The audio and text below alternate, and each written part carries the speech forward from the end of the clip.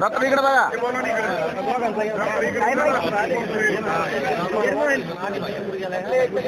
Doctor थांबा.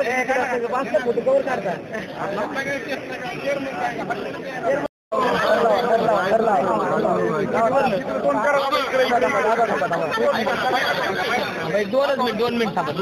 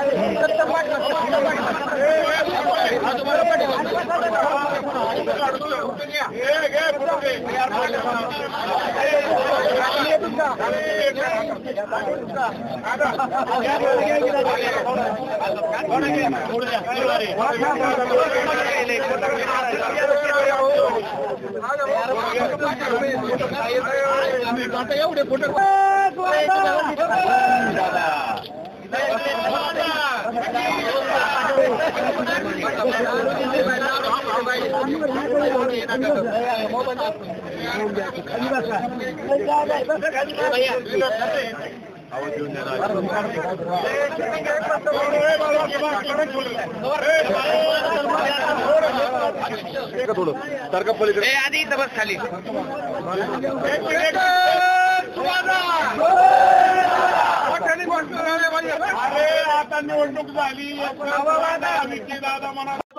नमस्कार, मी doctor Bhandwalkar.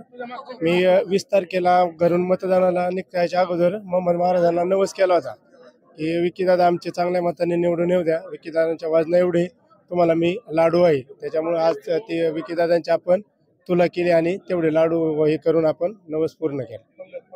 आणि विशेष म्हणजे योगायोगाने आम्हाला आज पंगत पण भेटली मोहम्मद महाराजांची, त्यामुळे ते पंक्तीचं पण आम्ही 1 नंबर वार्ड आणि पूर्ण सर्व कार्यकर्त्यांनी मिळून नियोजन केलं आणि ती पंगत पण आपली यशस्वी झाली.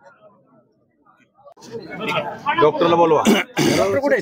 डॉक्टर आज आपण आमदार झाल्याची अशी एक कार्यकर्त्यांनी भावना व्यक्त केली होती, नवस केला होता मोहम्मद महाराजांना. त्या संदर्भात आज आपल्या जो लाडूचा प्रसाद होता आणि जेवणाची पंगत होती ही आपल्या वाजना एवढी त्यांनी दिलेली आहे. काय कसं पाहतो?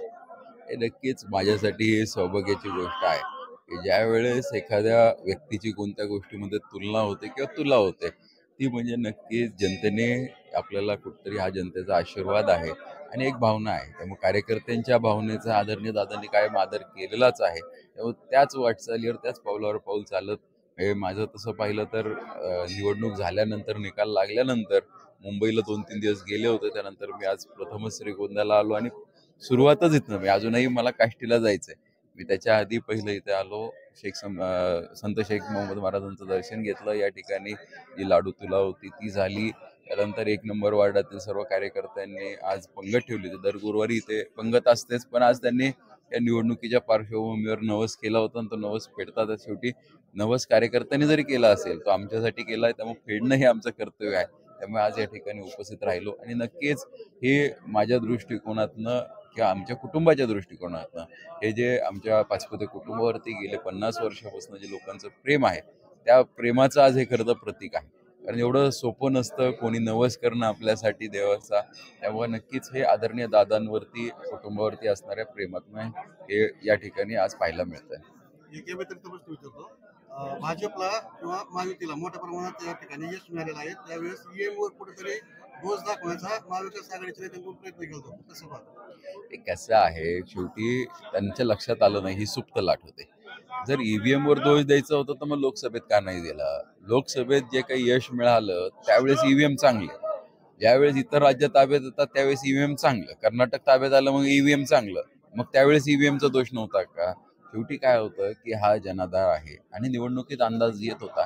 ईव्हीएमला दोष देण्यापेक्षा जय पराजय हा स्वीकारला पाहिजे आणि पुढे लागलं पाहिजे. दुर्दैव असं होतं की ते भ्रमात होते आणि तो भ्रमनिराश झालेला आहे. शेवटी कसं असतं की भ्रमात असणारे लोक ज्यावेळेस भ्रमनिराश होतात त्यावेळेस ते भ्रमे दाखवू शकत नाहीत. त्यामुळे कोणावर तरी दोष देणं स्वाभाविक आहे. त्यामुळे आता दुसरं काहीच मिळत नाहीये, त्यामुळे ईव्हीएम वर दोष देतात. काही दिवसांनी एकमेकांना दोष देतील की अमुक पक्षाने काम नाही केलं, तमुक पक्षाने काम नाही केलं. वेळ जाऊ द्यात. आणि मुळात म्हणजे जे सर्वात मोठं सुप्रीम कोर्ट आहे, त्यामुळे सुप्रीम कोर्टाने मान्य केलं ना की असं काही होऊ शकत नाही. जर ईव्हीएम मध्ये खरंच घोटाळा असेल तर मग ईव्हीएम वरती आज नाही करत आपण मतदान. हे 20 वर्ष जवळजवळ होतील आता ईव्हीएम वापरतो या देशामध्ये. आणि ज्यावेळेस वापरत होतो त्यावेळेस काँग्रेसचं सरकार होतं, काँग्रेसच्या सरकारने ईव्हीएमची सुरुवात केली होती. त्यामुळे ईव्हीएमला दोष देण्यात काही पॉईंट नाही. हा तांत्रिक बिघाड एखाद दुसऱ्या मशीन मध्ये आपण समजू शकतो, पण संपूर्ण प्रक्रियेवरती त्या ठिकाणी शंका निर्माण करणं काही बरोबर नाही. निवडणूक झाल्यानंतर आपण युवा आमदार म्हणून फडणवीस साहेबांना भेटायला गेले, नक्की काय चर्चा झाली, काय सांगितलं किंवा ते चर्चा चांगली झाली, त्यांनी स्वागत केलं आणि मुळात म्हणजे त्यांना खूप बरं वाटलं. कारण अनेक ठिकाणी म्हणजे त्यांची जी भीती होती की सगळे एकत्रित येऊन जिल्हा असेल सगळ्या पातळीवरनं पाचपुत्यांना कसं अडचणीत आणता येईल यासाठी प्रयत्न करतील असं त्यांना वाटलं होतं.